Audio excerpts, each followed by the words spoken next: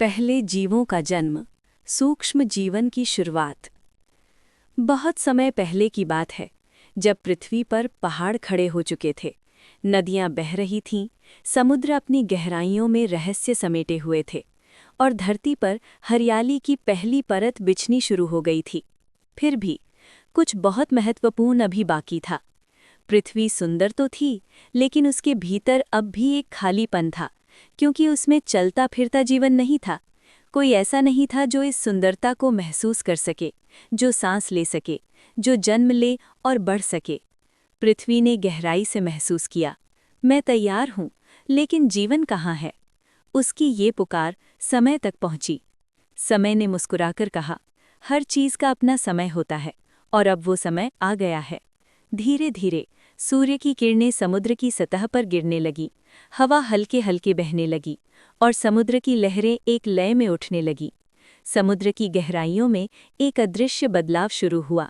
वहां अंधेरा था, शांत था, लेकिन उसी शांति में कुछ बनने लगा था।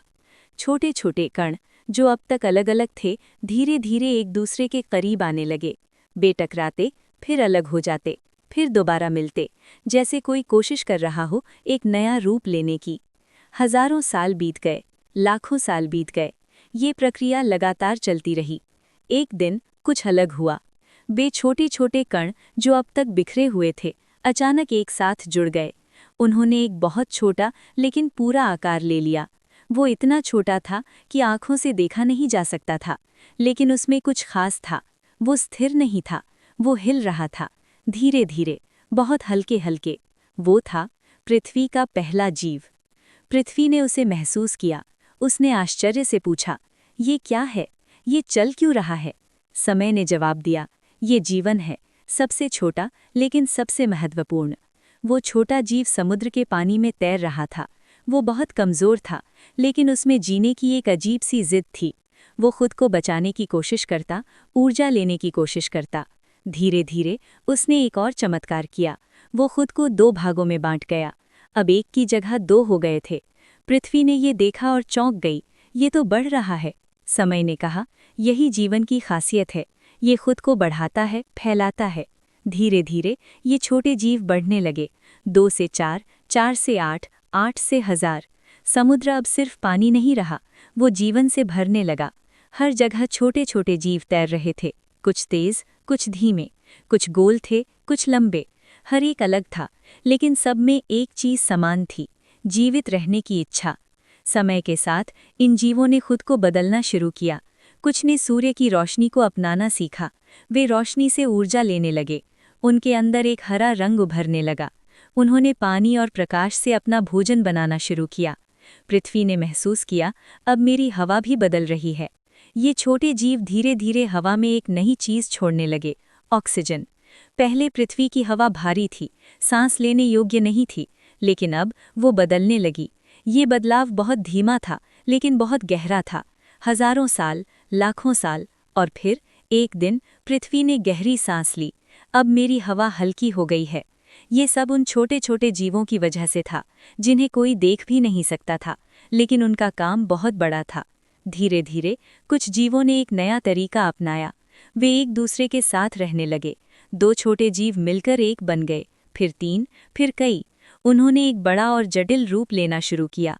अब जीवन सिर्फ एक कोशिका तक सीमित नहीं था, वो विकसित हो रहा था। समुद्र अब और भी जीवंत हो गया था। छोटे छोटे समूह, अजीब आकार, नई संरचनाएं, हर दिन कुछ नया बन रहा था। पृथ्वी ये सब देखकर खुश थी। वो बोली, मेरे भीतर जीवन पनप रहा है। लेकिन ये रास्ता आसान नहीं था। कभी कभी समुद्र का तापमान बदल जाता, कभी ज्वालामुखी फट पड़ते, कई जीव नष्ट हो जाते, लेकिन कुछ बच जाते और फिर से बढ़ने लगते। समय ने कहा, जीवन हमेशा रास्ता ढूंढ लेता है। धीरे धीरे जीव और मजबूत होते गए। उन्होंने खुद को सुरक्षित रखने के तरीके सीखे। कुछ ने कठोर आवरण बना लिया, कुछ ने तेज गति, कुछ गहराई में चले गए, कुछ सतह के पास रहने लगे। हर एक अपने तरीके से जी रहा था, और ये विविधता ही जीवन की ताकत बन गई। समय के साथ कुछ जीव इतने विकसित हो गए कि वो एक दूसरे से अलग दिखने लगे। कुछ ने तैरना सीखा, कुछ ने चिपक कर रहना, कुछ ने ऊर्जा जमा करना सीखा। ये सब मिलकर एक नई दुनिया बना रहे थे, एक ऐसी दुनिया जो आंखों से दिखाई नहीं देती लेकिन हर जगह मौजूद थी। पृथ्वी अब सिर्फ एक ग्रह नहीं थी, वो जीवित दुनिया बन चुकी थी। और ये सब शुरू हुआ था एक छोटे से अदृश्य जीव से। समय ने धीरे से कहा, बड़े बदलाव हमेशा छोटी शुरुआत से होते हैं। धीरे धीरे ये सूक्ष्म जीव आगे बढ़ता गया और एक दिन इन्हीं से बड़े जीवों का जन्म हुआ। लेकिन वो एक अलग कहानी है। आज भी जब आप पानी की एक बूंद को देखते हैं तो उसमें जीवन छिपा होता है। जब आप हवा में सांस लेते हैं तो उसमें उन छोटे जीवों का योगदान होता है।